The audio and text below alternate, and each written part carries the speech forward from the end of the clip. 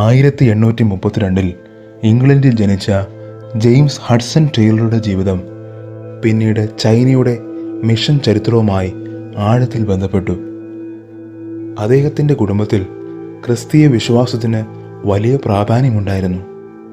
എന്നാൽ യുവാവായിരുന്നപ്പോൾ വിശ്വാസത്തെക്കുറിച്ച് അദ്ദേഹത്തിനും സ്വന്തം ചോദ്യങ്ങളും സംശയങ്ങളും ഉണ്ടായിരുന്നു. പിന്നീട് അദ്ദേഹത്തിൻ്റെ ജീവിതത്തിൽ വലിയൊരു ആത്മീയ മാറ്റം സംഭവിച്ചു.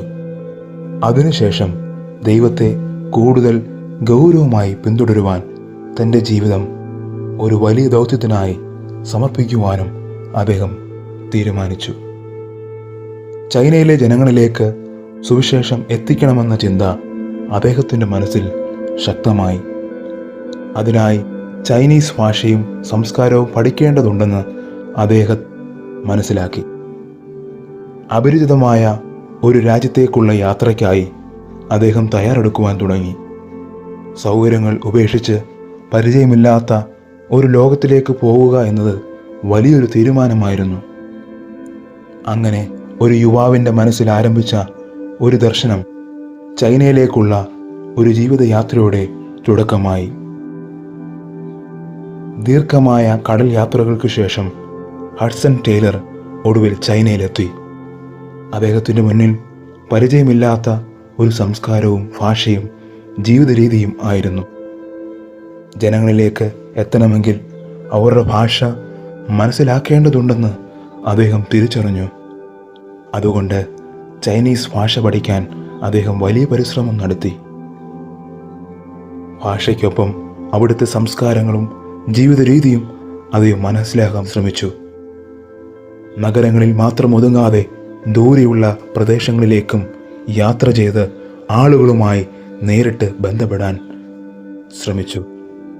ഈ യാത്രകളിൽ ആരോഗ്യ പ്രശ്നങ്ങളും സാമ്പത്തിക ബുദ്ധിമുട്ടുകളും പലപ്പോഴും അദ്ദേഹത്തെ പരീക്ഷിച്ചു.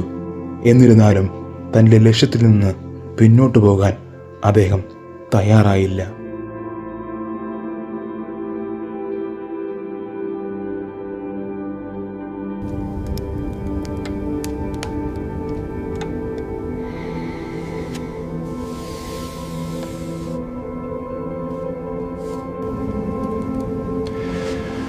The trail begins right here. We must move quietly.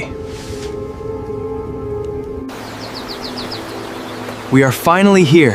This is the village we were promised. Yes, let us hope they are ready for us. We have much work to do.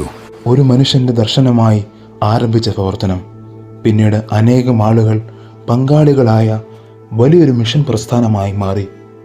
വർഷങ്ങൾ കടന്നു പോകുമ്പോൾ Hudson ടെയ്ലറുടെ ജീവിതം നിരവധി അനുഭവങ്ങളും ബുദ്ധിമുട്ടുകളും നിറഞ്ഞതായിരുന്നു.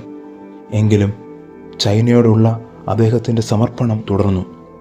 1905 June 3 ചൈനയിൽ ഹഡ്സൺ ടെയ്ലർ അന്തരിച്ചു.